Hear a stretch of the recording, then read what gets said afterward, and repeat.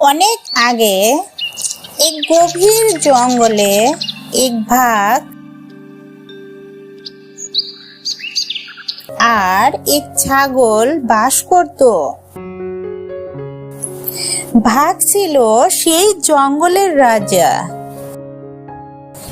আর তার গর্জনে পুরো বন কেঁপে উঠত। অন্যদিকে ছাগল ছিল একেবারেই নিরীহ ও শান্ত স্বভাবের প্রাণী। সে তার ছোট্ট পরিবার নিয়ে শান্তিতে বসবাস করত।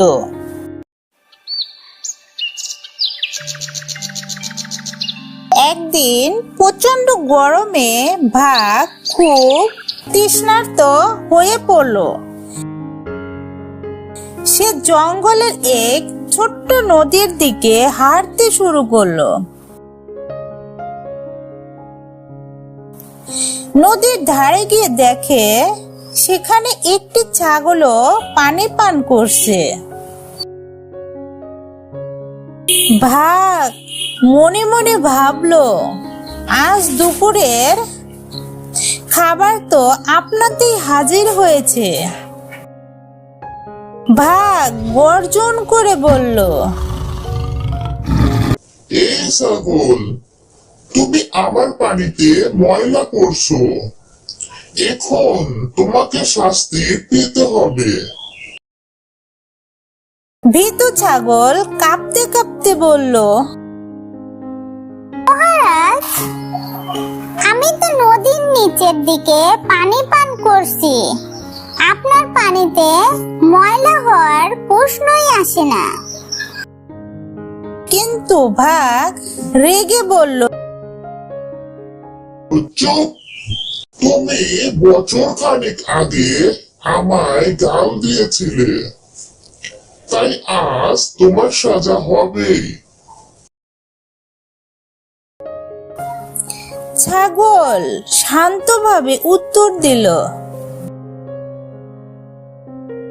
মহারাজ, 1 বছর আগেই তো আমি জন্মাইনি। আমি কিভাবে আপনাকে গাল দিতে পারি? বাঘ এবার বিব্রত হলো, তবে নিজের অহংকার ছাড়তে পারল না। সে গর্জে উঠল, তাহলে নিশ্চয় তোমার বাবা গাল দিয়েছিল। ছেলের অপরাধ বাবার শাস্তি হতে পারে না। এখন তোমাকে আমি ধরে খাবো। ছাগল বুঝে গেল বাঘ আসলেই অজুহাত খুঁজছে তাকে খাওয়ার জন্য। তখন ছাগল বুদ্ধি খাটিয়ে বলল, মহারাজ, আপনার মতো রাজা কি এত ছোট্ট একটি ছাগল খেয়ে নিজের সম্মান নষ্ট করবেন? যদি আপনি সত্যিকারের সাহসী হন, তবে আসুন আমরা এক প্রতিযোগিতা করি।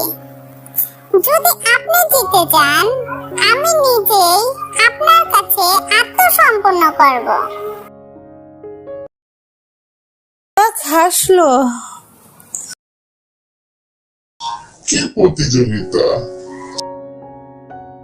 ছাগল বলল, আমরা একে অপরকে দেখে যে যত জোরে চিৎকার করতে পারি সে জিতবে। আপনি যদি হারেন, তবে আমাকে ছেড়ে দিতে হবে। বাঘ গর্জে উঠল। পুরো বন প্রকম্পিত হলো। পাখিরা আকাশে উড়ে গেল, গাছের পাতা ঝরে পড়ল। এরপর ছাগল তার কৌশল দেখালো। সে মাটিতে লাফিয়ে পড়ে এমন কান্না শুরু করলো যেন পুরো বনভূমি কাঁপতে লাগলো। কান্নার শব্দে আশপাশের সব পশুরা ছুটে এলো। তারা দেখে ছোট্ট ছাগলটি ভীত হয়ে বাঘের সামনে পড়ে আছে।